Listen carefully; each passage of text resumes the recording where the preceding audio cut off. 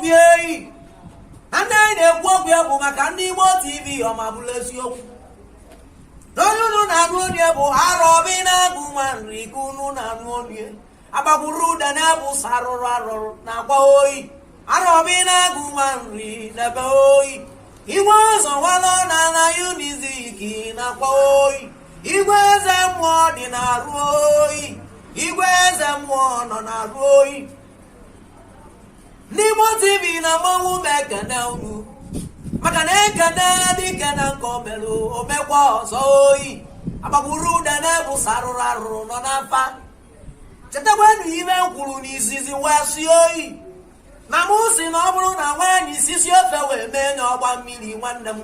ịmara na adịghị ga-amụtakwa n'ime aka na mmiri nwanne m wee sụrụ ụtara wee n'oyi ime ekwuru ekwu n'ụwa na-emere eme n'ụwa ọkwali aja oyi nyaga nji wezi ọ dị ka ọ dị izekwela ọdachi nwanne m maka na ọdachi na-abịa na ọnwụ na-abịa na mberede nwanne m obodo nụrụ ọnụ m mmanwụ nwa nri nakwa oyi igwe kredo n'anyị keneli kedu ebe ọ nọ nyaga nji wezi onye rila ọjị ma anya nkụ oyi maka na adị alị ọjị da nwanne m ọrụ nkụ dị na mba na-eyere ọra nri oyi nkụ dị na mba na-eyere ọra nri oyi nyaga nji isi onye ọbụla akwadobe eyi anya ga-arapụzi omenala meme omenelu oyi onye na-ejekwa ụka nwanne m na-agbalụkwa na-enwere omenala ọmabụla eziokwu maka na a sị na ọkụkụ nyụọ arọ a na-achụ ihe ọsọ ime anyị kwuru ekwe onye mere eme n'ụwa ọkwali aja oyi kedu ime a ga-emela Arọbi na-agụ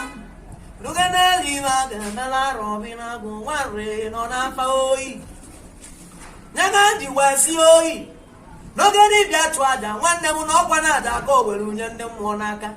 maka na dibịa n'ụlọ ji ndị be anyị nọ n'afụ mmụọ anya oyi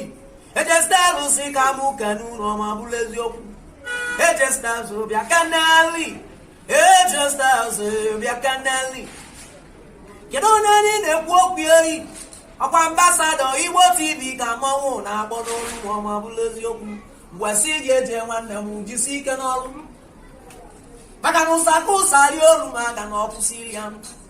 onye nkarịrị aga-akarị m oyi onye karịrị aga-akarị gị oyi nene eji wee sị na ọ bụrụ na ụsaka ụsari olu ma aga na ọkwụsịrị ya m oyi kedu ka ndị ndị ga-elizi ya bụ anụ mana nwanne m ịma na ụmụ nwaanyị na-ata aja anụ oyi mana ụmụ nwaanyị na-ataka na anụ ọmabụrụ eziokwu ngwasị ndị Igbo jisie n'ike